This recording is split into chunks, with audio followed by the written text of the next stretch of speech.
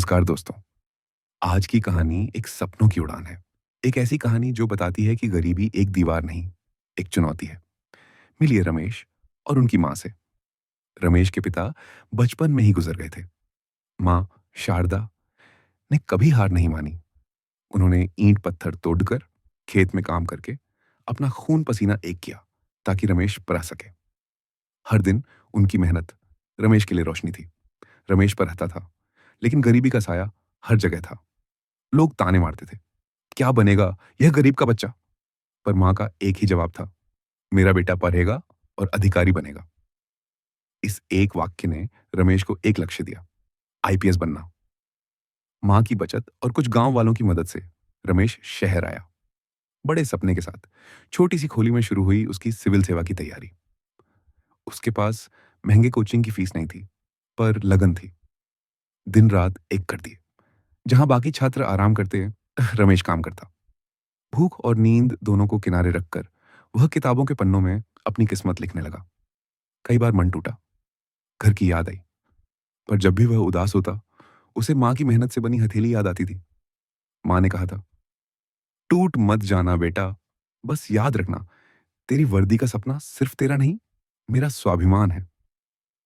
3 साल की कड़ी मेहनत, कई बार असफलता का मुंह देखना पड़ा, पर हर असफलता ने उसे और मजबूत किया। प्रीलिम्स, मेंस और फिर इंटरव्यू, अब बस अंतिम पड़ाव बाकी था। वो दिन आ गया जब मेहनत का हिसाब होना था। रमेश ने कांपते हाथों से रोल नंबर डाला और स्क्रीन पर लिखा था, रमेश कुमार सफल। उसने आईपीएस की परीक्षा पास कर ली थी। सबसे पहला फोन मां को किया। मां की आवाज खुशी से भर आ गई, मेरा बेटा, मेरा बेटा आईपीएस बन गया। पूरा गांव खुशी से झूम उठा। वह सिर्फ रमेश की सफलता नहीं थी, वह हर गरीब बच्चे की जीत थी।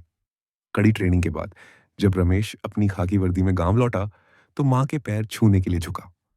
मां ने उसे गले लगा लिया। रमेश ने कहा, मां, ये वर्दी मेरी नहीं, तुम्हारी मेहनत है।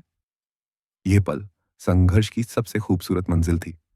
आज आईपीएस रमेश सिर्फ एक अधिकारी नहीं है, वह लाखों युवाओं के लिए एक प्रेरणा है।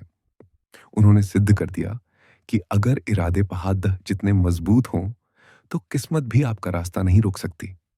याद रखें दोस्तों, आपकी परिस्थिति आपका भविष्य तय नहीं करती, आपका संकल्प करता है। रमेश की मां की तरह अपने सपने पर विश्वास करें। मेहनत ही आपकी सबसे बड़ी पूंजी है। उम्मीद है आपको यह कहानी पसंद आई होगी। इस कहानी को हर उस व्यक्ति तक पहुंचाए जो हार मान चुका है। वीडियो को लाइक करें, शेयर करें और हमारे चैनल को सब्सक्राइब करें। जय हिंद।